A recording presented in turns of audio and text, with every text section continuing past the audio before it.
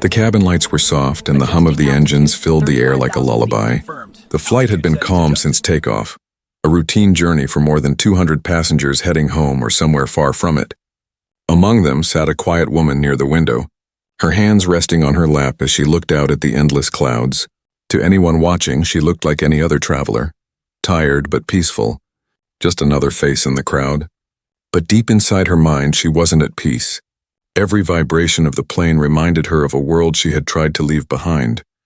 She once knew the sound of roaring engines, not as a passenger, but from another life, a life that demanded precision, calmness, and courage, yet now she was just a passenger, trying to forget what once defined her. The flight attendants moved through the aisles with practiced smiles, offering drinks and snacks. The passengers laughed, some dozed off, and others scrolled through their phones. The world at 32,000 feet was quiet, safe, and ordinary, until a sound shattered that calm. A heavy thud from the cockpit. At first, no one noticed. The intercom remained silent, and the plane continued smoothly through the sky. But when a flight attendant hurried past, her face pale and her voice trembling, whispers began to spread. Something was wrong in the cockpit. Someone said the pilot had fainted. Another passenger stood to ask what was happening. But no one had answers. Minutes stretched painfully long, and panic began to grow like a silent fire. The co-pilot was trying to take control. But there was a problem. His voice cracked through the intercom, calling for help. "If anyone here has flight experience, please come to the cockpit," he said, his words shaking slightly. The sentence echoed through the cabin, and for a moment everything froze. The woman in the window seat felt her heart pound. She knew that tone, that helpless, breaking tone of someone who had lost control. Her fingers gripped the armrest and her breath grew shallow. She didn't want to get involved, not again. She had promised herself that life was over. But when she saw the terrified faces around her, a mother clutching her child, an elderly man whispering prayers, a young boy staring at the cockpit door, something in her changed. She could feel it, that buried instinct she had kept hidden for years. The co-pilot's voice came again, louder this time, desperate. "Please, if anyone can help, we are losing altitude." That was it. Her fear melted into something else. Focus. Her body moved before her mind could stop it. She unbuckled her seatbelt, her hands trembling slightly as she stood up. The passengers turned to look at her. Confused and scared, she didn't say anything. She just walked forward step by step, toward the cockpit door. A flight attendant tried to stop her, but she spoke calmly. "I can help," her voice steady but low. For a second, everyone stared at her, unsure if they had heard correctly. The co-pilot opened the door just enough to let her in. The sight inside made her chest tighten. The captain lay slumped over the controls, his headset hanging loosely, alarms blinking, and the plane slightly tilted to one side. The co-pilot was young, his face drenched in sweat, his voice shaking as he tried to regain control. Without thinking, she took the headset, her fingers moving with an old rhythm she thought she had forgotten. "I've got this," she said quietly. She scanned the instruments, her eyes sharp, reading every warning light and dial like she had done 1,000 times before. "Who are you?" the co-pilot asked, his eyes wide with disbelief. "Just a passenger," she said softly as her hands reached for the controls. Steady and sure, outside the cockpit, the passengers held their breath, watching through the small gap in the door.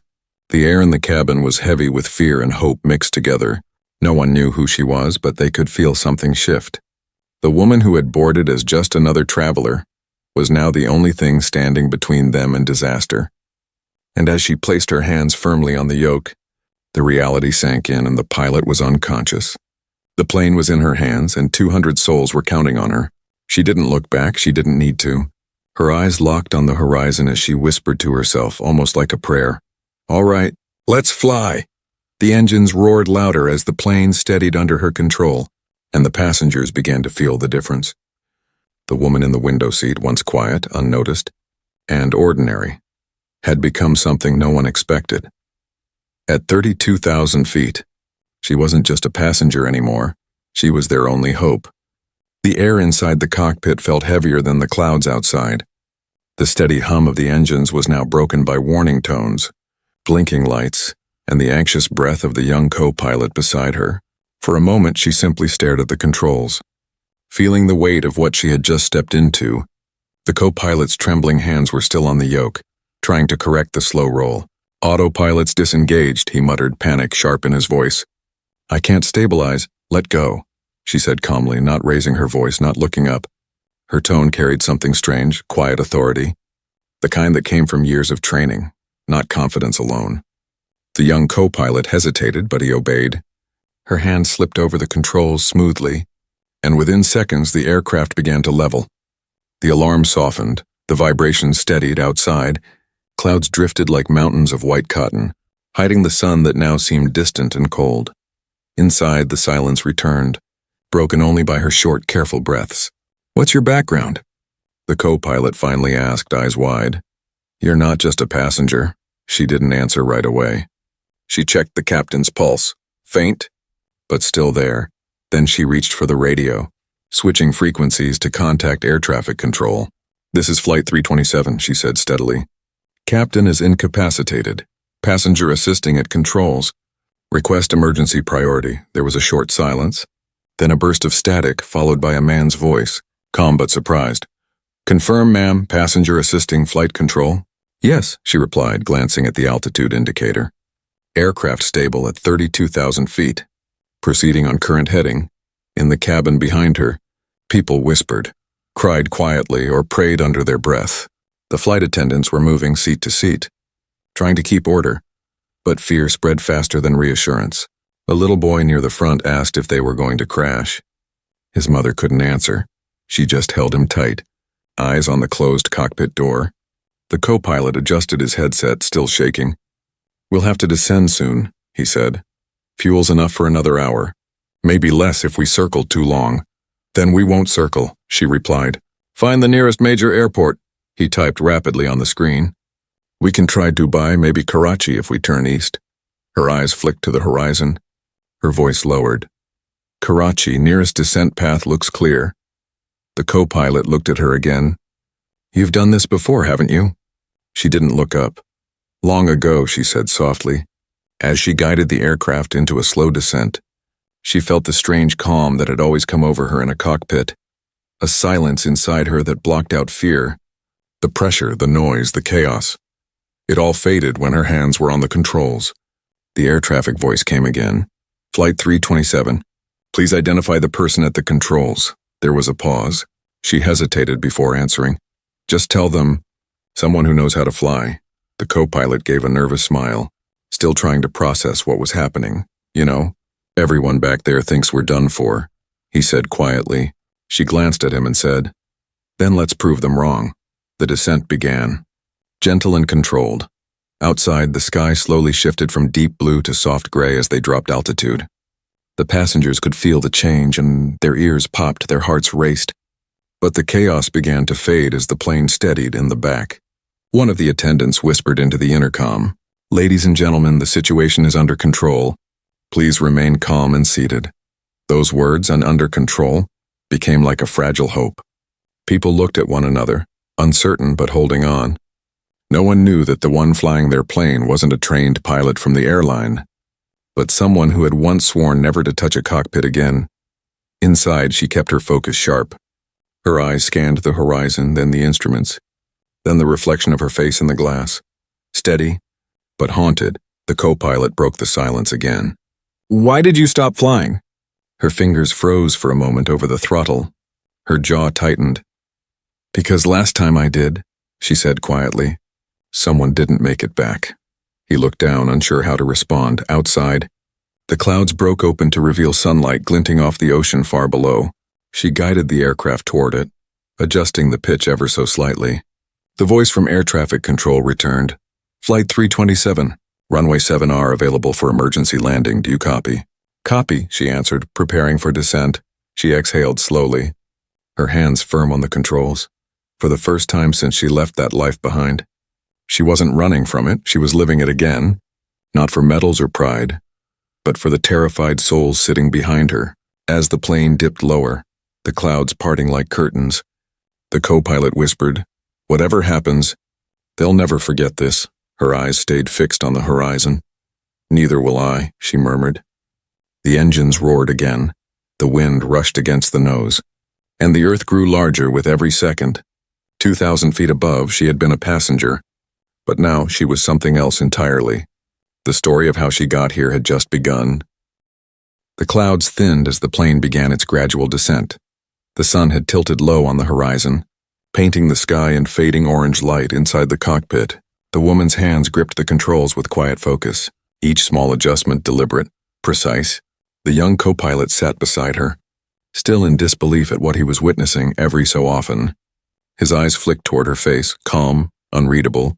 A person who looked like she'd been waiting for this moment her whole life. In the cabin behind them, the tension had softened but not vanished. People whispered in hushed tones, clutching armrests and prayer beads. A child asked his mother if they were safe now. She smiled weakly and said yes, though her hand still trembled. No one really knew who was flying the plane, only that someone, some passenger, had stepped forward when everyone else froze. Back in the cockpit, the radio crackled. Flight 327. You're cleared for emergency approach. Runway 7R, Karachi International. Wind at 220. Speed 12 knots, she nodded to herself, her eyes fixed ahead. Copy that. Reducing altitude to 10,000. The co-pilot watched as she adjusted the throttle and pitch like it was second nature. His nerves eased a little. You've done this before, he said softly. Her lips curved faintly, not quite a smile. Yes, she said after a pause, but never like this. A soft alarm blinked on the panel. She leaned forward, checking the system. Hydraulics are under strain, she muttered. We'll need to keep the descent smooth. Any sudden move could worsen it. Can we land safely? The co-pilot asked, his voice tight again. She glanced at him. We don't have a choice. The words were simple, but they carried a weight he couldn't ignore. He looked at her again, trying to read the face of the woman who had just appeared from the back rows and taken control of a crippled aircraft like she'd been born for it. She focused ahead, watching the radar, listening to the subtle tone of the engines, every vibration telling her something. Her mind moved faster than her voice, calculating angles, airspeed, wind correction. She didn't realize how steady her breathing had become, how natural it all felt, and yet beneath that calm, a memory flickered. A stormy night years ago. Flashing lights, the same cockpit smell of metal and sweat. Her voice over the radio that time had been the same. Steady, even when everything else wasn't, but that flight hadn't ended like this one would. That flight had taken something from her, something she never got back. She shook the memory away and focused. We'll start flaps at 10,000. Reduce speed to 240, the co-pilot nodded, his fingers flying over the controls to follow her instructions. ATC requests your name for log confirmation, he said after a moment. Tell them. She hesitated, her gaze fixed straight ahead. Tell them it doesn't matter. He didn't argue, maybe he understood. Maybe it didn't matter. At that same moment, a flight attendant entered quietly, her eyes wide. People are panicking again, she said softly. They want to know if we're landing soon. The woman turned slightly. Tell them to stay seated. We're descending safely. We'll be on the ground in less than 30 minutes.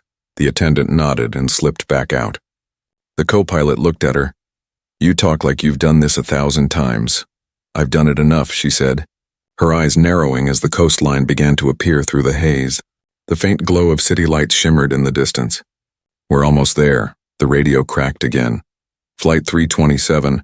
Confirm visibility. Visual contact with coastline, she replied. Landing approach initiated.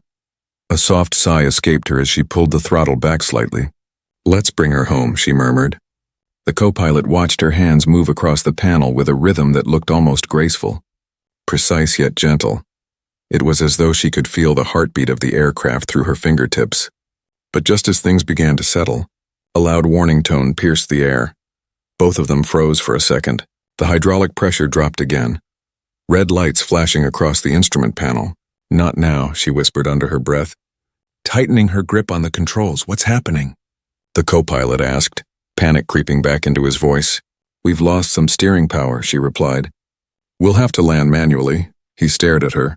That's risky. She didn't look at him. Flying always is, she said quietly. Hold the radio. I need both hands free.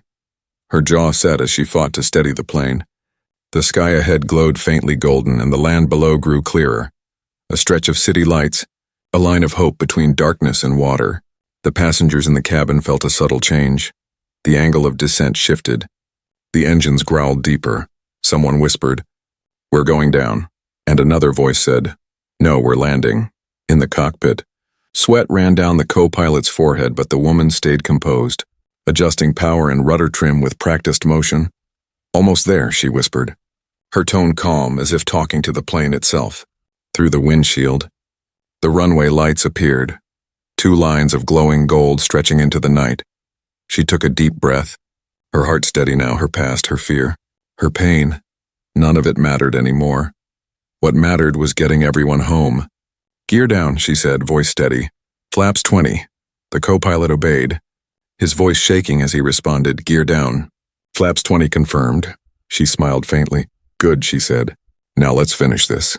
As the landing lights reflected on her face, there was a quiet strength in her eyes, the kind that only shows up when the sky tries to test you. She was not just a passenger anymore, not even a pilot returning to duty. She was something in between, courage and memory, fear and faith all wrapped in one heartbeat. And as the wheels lowered and the earth grew closer, one thought crossed her mind. If this was the sky's way of calling her back, she would answer it one last time. The runway lights shimmered in the distance like a line of hope cutting through darkness. The woman's eyes narrowed as she guided the aircraft closer, her hands firm but smooth on the controls. Each movement carried a quiet confidence that even the co-pilot couldn't explain. The radio hissed with static, ground control giving coordinates, instructions and altitude calls, but she heard only what she needed, filtering out the rest like white noise. Inside the cabin, the tension had returned. Every bump made hearts jump. The air smelled faintly of fear and recirculated oxygen. The passengers clung to armrests and each other, whispering prayers. A mother pressed her lips against her sleeping baby's forehead. An old man traced words from a worn prayer book, and a teenager clutched his phone, recording shaky footage, and not to post, but to remember if he survived in the cockpit. The young co-pilot kept glancing at her profile. Her face was calm, her jaw tight but her breathing steady. She looked like she belonged there, like the sky had never forgotten her. "Landing gear is down," he said, his voice breaking the heavy silence. "Flaps 30, she replied evenly, adjusting the throttle. The plane responded like an obedient beast, a faint vibration running through the floor. The radio crackled again. "Flight 327, winds shifting south. Slight crosswind on approach, proceed with caution." She nodded to herself. "Copy," then whispered almost to the plane, "You and I, we've done worse." The co-pilot's hands hovered near the controls. "If you need me to, just monitor," she said softly. "Keep calm. That helps more than you think." He swallowed hard and nodded. Watching her work, every motion she made carried both grace and strength, like someone who had fought the sky before and learned to respect it.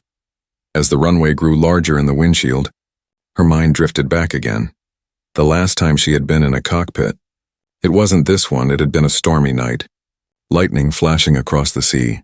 Her squadron leader had called out for her to pull up, but she was too late. The aircraft had gone down hard. She'd survived, but he hadn't. That day she walked away from the controls forever. "Until today, altitude 3000, the co-pilot said, his voice breaking the memory. "Reducing speed," she replied, eyes locked on the glowing runway. The hum of the engines deepened as she pulled the throttle back. The plane trembled slightly, adjusting to the new power. "Air brakes ready," she said, "air brakes ready," the co-pilot echoed, his tone steadier now, almost trusting. Ground control came through again. "Flight 327, you are cleared to land. Runway 7R, emergency vehicles on standby." "Copy," she answered, beginning final descent. Her voice didn't shake. Not once. The co-pilot took a deep breath. "You sure about this manual landing? The hydraulics are unstable. If we rely on the system, we'll skid," she said calmly. "Manual gives us more control." The runway lights grew closer, the shape of the tarmac now clear beneath the mist. Her heartbeat matched the rhythm of the aircraft. Steady and strong, the city lights glittered beyond the airport, unaware of the battle happening above. In the cabin, a sudden voice came over the intercom.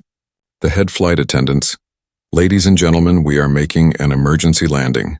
Please keep your seatbelts fastened and remain calm." Her tone cracked slightly at the end, but the passengers clung to those words like a promise. The woman in the cockpit took one last glance at the unconscious captain beside her. His breathing had stabilized, and a part of her hoped he'd never know what happened. "Speed 160, the co-pilot said. "Descent path confirmed." "Flaps full," she replied, adjusting the controls. "Hold on." The plane dipped gently, the nose tilting just enough to align with the runway. The landing lights reflected off the wet surface below. She could see the motion of wind sweeping across it. "Crosswind picking up," the co-pilot warned. "Left drift increasing." "I see it," she said quietly, correcting with precise pressure on the rudder. The aircraft straightened again. "Stay with me," she murmured, not to him but to the plane. Seconds stretched like eternity. The ground rushed closer, the sound of wind roaring past the fuselage. In that moment, she wasn't thinking of the fear behind her, or the cameras recording, or even the voice of ground control in her ear. All she thought of was the feeling of flight, the language only pilots understood. The conversation between control and trust. "Speed 140, the co-pilot said. "Hold," she replied. "Hold steady." Then, with a soft but powerful thud, the landing gear touched the runway, a puff of smoke rising from the tires. The plane jolted but held. The roar of the engines turned into a deep, trembling growl as she applied reverse thrust. The lights outside streaked by like golden fireflies. The co-pilot shouted, "We're on the ground!" But she didn't react, not yet. Her focus stayed on the instruments until the speed dropped below 60. Then, and only then, she exhaled, releasing a breath she didn't know she'd been holding. The passengers erupted into applause and tears. The sound reached even through the closed cockpit door. The co-pilot turned to her, eyes wide with awe. "You just saved 200 lives," he said quietly. She looked out at the runway lights, now slowing to a gentle blur. Her voice came low and tired. "No," she said. "I just brought them home." Outside, the flashing lights of emergency vehicles approached. The sound of sirens faint against the steady beat of the engines winding down. The woman leaned back, her hands finally trembling as the adrenaline began to fade.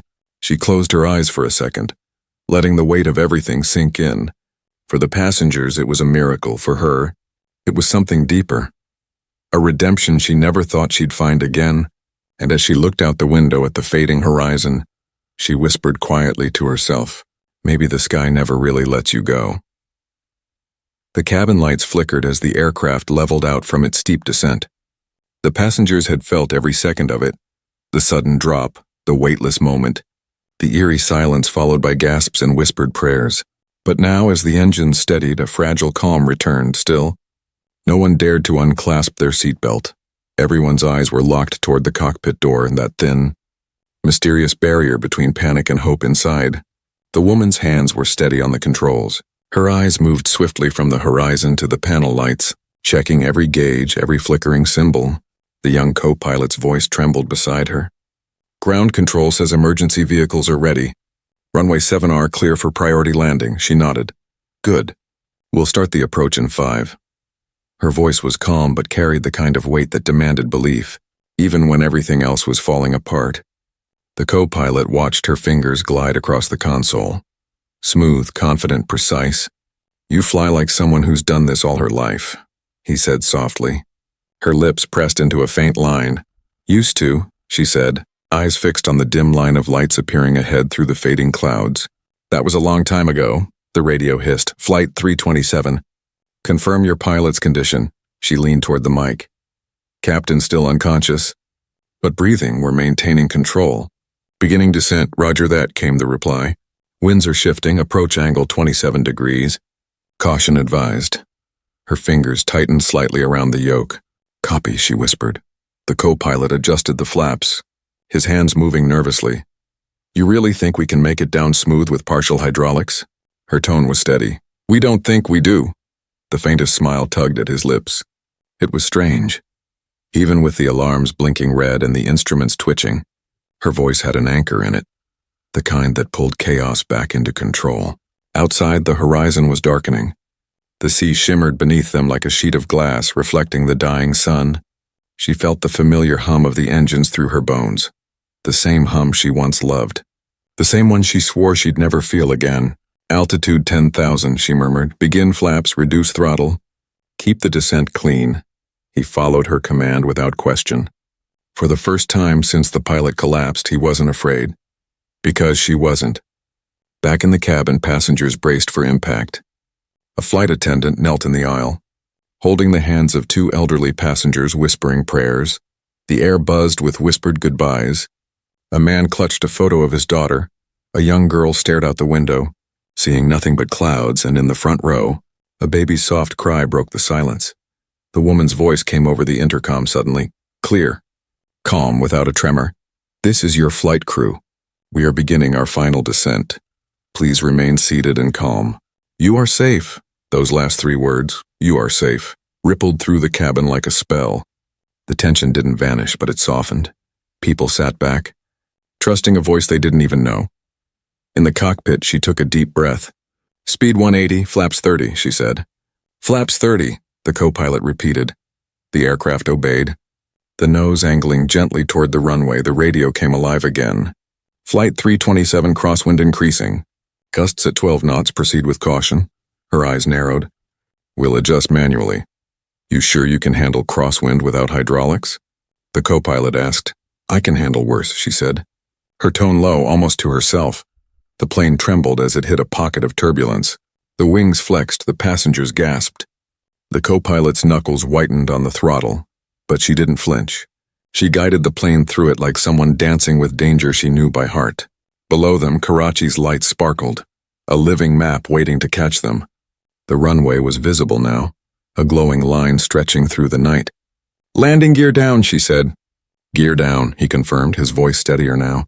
The sound of the wheels lowering echoed through the body of the plane. It was a sound of hope, fragile but real. "Speed 160, she said. "Flaps full. Power back 10%. The co-pilot followed, the control panel lighting up like a constellation. "Crosswind's pulling right," he warned. "I've got it," she whispered, her hands steady as she nudged the yoke left. The plane leveled, aligning perfectly with the runway lights. The world seemed to hold its breath. The hum of the engines grew into a soft roar. The city below blurred as the ground drew closer. Her heart beat in rhythm with the engine's pulse, steady and fearless. "Touchdown in 3, she said. 2, 1. The wheels hit the tarmac with a deep, rolling thud. The plane bounced once, then steadied. The co-pilot activated reverse thrust. The roar grew and the aircraft slowed. Fast but smooth, sparks flickered under the wheels. Smoke rising into the night. "We're on the ground," the co-pilot shouted, his voice shaking between shock and relief. She didn't smile yet. Her eyes stayed on the speed reading. 120, 90, 60, 30. The plane came to a gentle stop halfway down the runway. Only then did she lean back, her grip loosening, her shoulders sagging. The world outside was flashing red and blue as emergency vehicles raced toward them. The cabin behind them erupted in applause, laughter, sobs, and clapping hands. The co-pilot turned to her, eyes wide. "Who are you?" She looked straight ahead, watching the lights blink through the glass. Her voice came quiet but firm. "Just a passenger," and though she said it softly, deep down she knew she wasn't just that anymore. She was the reason 200 people would see another sunrise. As the first ambulance lights reflected across the cockpit, she finally smiled faintly and whispered, "Welcome home, everyone." The sound of the engines slowly faded into the night. The aircraft stood still now, its giant wings stretched over the runway, trembling slightly from the long descent. Outside, flashing red and blue lights surrounded them, reflecting off the wet tarmac. Inside, 200 passengers sat frozen between disbelief and tears. None of them could fully grasp what had just happened. The cockpit door opened with a soft click. The woman stepped out, her posture straight but her eyes tired. The cabin fell silent. Every face turned toward her. The quiet passenger who had vanished into the cockpit and brought them safely to Earth. For a few seconds, no one moved. Then, as if a wave of emotion passed through the rows, applause broke out, hesitant at first, then growing louder. Some cried openly, others whispered thank you under their breath. She didn't smile widely, only nodded once, humbled. Her voice was gentle but firm. "You're all safe now. Please remain seated until we're cleared to disembark." The young co-pilot appeared behind her, face pale but glowing with awe. He looked at her the way a person looks at someone they'll never forget. "You saved us," he said quietly, but she shook her head. "We all made it down together." Emergency crew members boarded quickly, checking on the unconscious captain. Medical staff rushed past with stretchers and oxygen tanks. The flight attendants were guiding passengers gently, helping those still too shaken to stand. A little girl sitting near the front clutched her toy plane and whispered, Was that lady flying us? Her father nodded, voice trembling. Yes, sweetheart. She was. The woman turned her gaze away, trying not to let the emotion show. She had felt the weight of the sky pressing on her shoulders for those long minutes, and now that it was over, the relief didn't feel light. It felt heavy. Too heavy. Outside, the runway lights shimmered in the humid air as the rescue teams finished their checks. One of the ground officers approached. Ma'am, ground control wants to confirm your credentials, he said, not unkindly, but with the disbelief of someone who couldn't match what he'd just heard. She hesitated. I'm not a registered pilot anymore, she said softly. Not for years, the man blinked. Then how? She cut him off gently. Sometimes. The sky doesn't ask for a license. He stood speechless for a moment, then simply nodded in quiet respect. Meanwhile, the co-pilot was giving a report through his headset, his voice still shaky. Passenger took manual control after captain collapsed. Executed emergency descent and landing. Hydraulic system partially failed, but aircraft stable, no casualties, static crackled. Then a voice replied from the tower, calm and professional but tinged with wonder. Copy that, Flight 327 rescue team standing by and... Good work. As the passengers began to disembark, many paused by her seat wanting to see her up close. Some reached out to touch her arm. Others whispered blessings.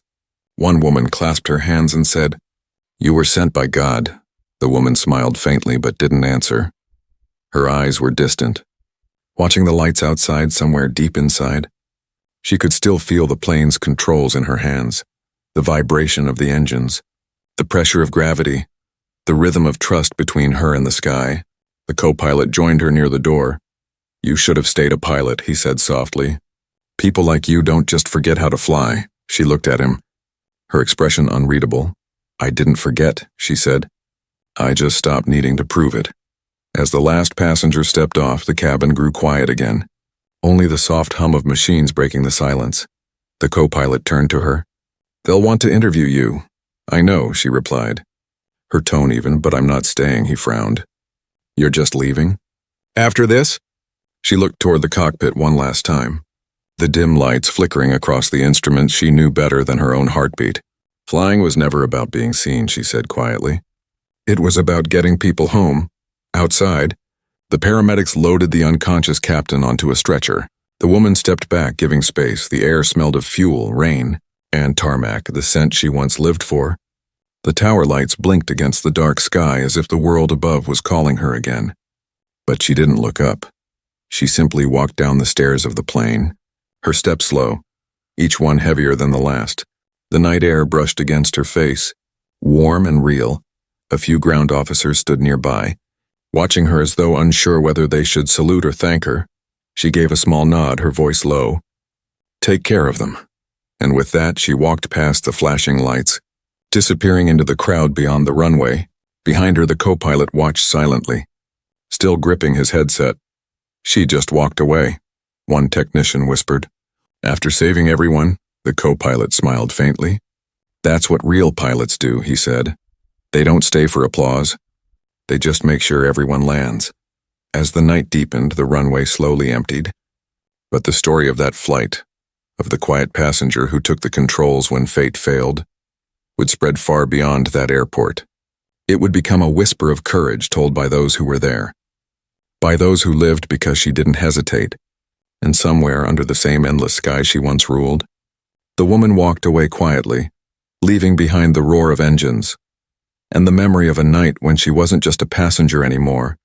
The airport terminal was alive with flashing cameras, murmurs and hurried footsteps, but she wanted none of it.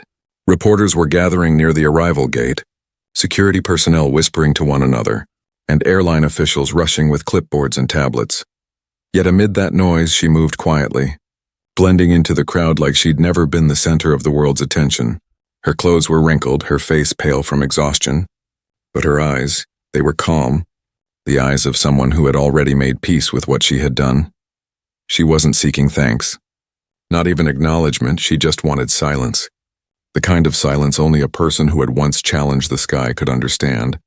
The co-pilot had tried to catch up to her, his voice echoing down the jet bridge. Wait! They need to talk to you! But she didn't stop. She turned once, her tone even but distant.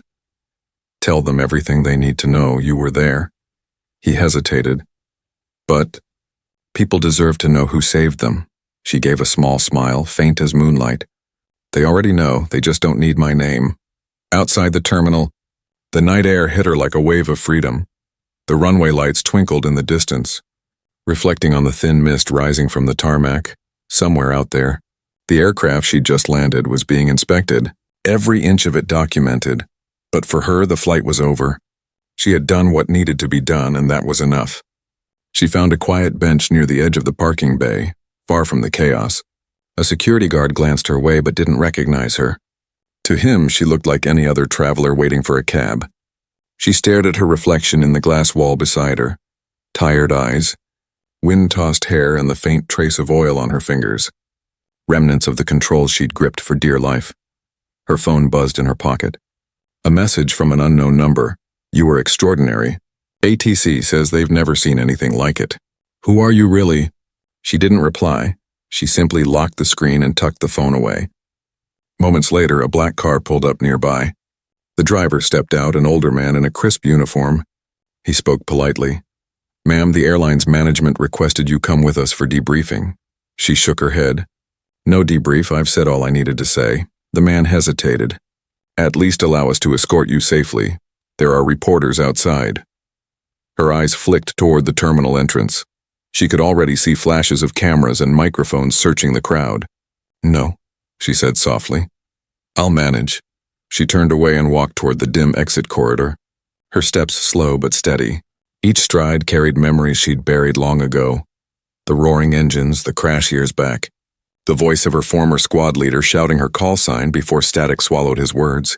That was the day she'd promised herself never to fly again. Never to feel responsible for another life. And yet today fate hadn't given her a choice. As she crossed the empty hallway, a soft voice called from behind. It was the co-pilot, slightly out of breath. "I knew I'd find you here." She didn't turn immediately. "You should be giving statements," she said. "I did," he replied, catching up beside her. "But they keep asking about you. They don't believe someone could just walk off after saving a whole plane." She gave a faint chuckle. "Then let them wonder. Mystery keeps the truth alive longer than headlines." He stared at her. "You were military, weren't you?" Her silence said enough. He smiled slightly. "You flew like someone who's done it in worse skies." She finally looked at him, her expression softening. "Once," she admitted, "a long time ago, when the world still needed me to." "Seems it still does," he said, almost in awe. She exhaled, her gaze lifting toward the dark horizon beyond the glass. "Maybe," she said quietly. "But the sky always finds its way to pull you back, even when you've sworn you're done with it." They stood there for a moment. No words, just the distant hum of airplanes rolling on the ground. The co-pilot finally spoke. "They'll name the incident after you, you know. You could inspire thousands." "I don't want that," she said firmly. "Let the story belong to them, the passengers, the crew. The little girl who thought she'd never land. They're the ones who lived through it." He nodded slowly, understanding now that she wasn't the kind who flew for fame. She flew for life, for survival. A soft drizzle began outside. Rain streaking down the glass, she smiled faintly. "The sky's still talking," she murmured. He tilted his head. "What's it saying?" She looked up toward the lights shimmering through the rain. "It's saying it's time to let go." Then, without another word, she turned and walked toward the exit. Disappearing into the rain, the co-pilot watched her go, feeling that strange ache that comes when you know you've just witnessed something larger than life. By morning, her name wouldn't appear in any official report. There'd be no photo, no interview, just a line that read, "Assistance provided by an unidentified passenger." But for the hundreds who sat on that plane, she wasn't unidentified. She was the steady voice that told them they were safe, the hands that turned fear into flight. And somewhere in the dark city streets below, as the rain fell soft and endless, the woman who once vowed never to fly again walked quietly under the open sky, knowing it had somehow forgiven her. Morning light crept across the city skyline, soft and golden. The world had moved on, but the story hadn't. Every major network was playing the same headline: "Mystery passenger lands plane after pilot collapses." The footage was shaky, filmed by terrified passengers mid-flight, yet every frame carried the same thing. Calm hands, a quiet voice and courage that no one could quite name. Inside a small cafe near the airport, the woman sat alone by the window, her cup of tea untouched. The chatter around her was a blur. A few travelers at another table were talking about the very flight she had saved. One man said, "They say she vanished before the press arrived." Another replied, "Maybe she was a secret military pilot," a woman added softly. "Or maybe an angel." She smiled faintly at that, not because she believed it, but because sometimes people needed miracles more than names. Her phone buzzed again, a message from the co-pilot, short and simple. "Captain woke up. He wants to thank you. They still don't know your name." Her eyes softened. She typed a reply but erased it before sending. Some stories, she thought, didn't need an ending, only silence outside. The streets were alive with routine again. Taxis honked, planes roared overhead, and life resumed its usual rhythm. But for her, everything still felt suspended. Like she was between the earth and the clouds, she took a slow breath, closing her eyes for a moment, and in that silence, she could still hear the hum of the engines, still feel the weight of 200 lives in her hands. Her peace was interrupted by a familiar voice. "You disappear faster than a ghost." She looked up. The co-pilot stood there, still in uniform, dark circles under his eyes but a small grin on his face. "You found me," she said quietly. "Not hard," he replied, sitting across from her. "You left more of an impression than you think." She stirred her tea absently. "They'll forget soon enough. That's how the world works." He shook his head. "Not this time." He placed his phone on the table and played a short clip. The passengers clapping. The little girl holding up her toy airplane, whispering, "She saved us." "They're calling you the passenger pilot," he said. "And the world can't stop talking about you." Her gaze drifted toward the window. "I didn't do it for the world," she said softly. "I did it because no one else could." He nodded slowly. "Still, they deserve to know who their hero is." She smiled faintly. "Heroes are people who don't run from fear. I just remembered how not to." The co-pilot leaned forward, lowering his voice. "You flew like someone who never stopped training. Were you Air Force?" Her silence was her answer. After a long moment, she said, "There was a time when the sky was my home, but after an accident, I promised myself I'd never sit in a cockpit again." He hesitated. "And what happened?" She stared into her tea, her reflection rippling. "I lost someone I trusted up there. I blamed myself for a long time. So I grounded myself, literally." She looked up, her voice quiet but certain. "But yesterday, when the pilot fell and the alarm started, something in me woke up. It wasn't pride or duty, it was instinct. That old muscle memory of saving lives no matter what." The co-pilot exhaled. "You saved mine too, you know." She smiled gently. "Then don't waste it. Keep flying, T, and never forget why you started." A silence settled between them, but it wasn't awkward. It was the kind that carried respect, understanding, and something unspoken, gratitude. After a moment, she stood up, reaching for her coat. "You should get back," she said. "They'll be looking for you." He looked at her, hesitant. "And you? What will you do now?" She paused, eyes flicking toward the horizon where another plane lifted into the sky. "Maybe nothing," she said. "Maybe everything." He frowned slightly. "Meaning?" She smiled. "Meaning I'm not done listening to the sky. It still talks to me, softer now, but it's there." He stood as well, extending a hand. "If you ever come back to the air, there'll always be a seat waiting." She shook his hand, her grip firm and warm. "Thank you, but I think I'll find my own way back when it's time." With that, she walked out into the morning light. The wind caught her hair as she stepped onto the street. A jet thundered above, its silver body slicing through the clouds. She looked up, her eyes following it until it vanished. Somewhere behind her, the cafe door closed. The noise fading into distance, she took a deep breath, the scent of jet fuel and city air mixing in a way that felt familiar, comforting. The world would remember her as the woman who saved Flight 327, but to her, it was simpler than that. She wasn't a hero or a soldier, or a legend. She was just someone who refused to let fear win. And as she walked away into the sunlight, one small smile curved on her lips. She whispered to herself, "Once a pilot, always a pilot." Then she disappeared into the morning crowd, leaving behind nothing but the echo of courage and the story of a passenger who, at 32,000 feet, remembered who she truly was.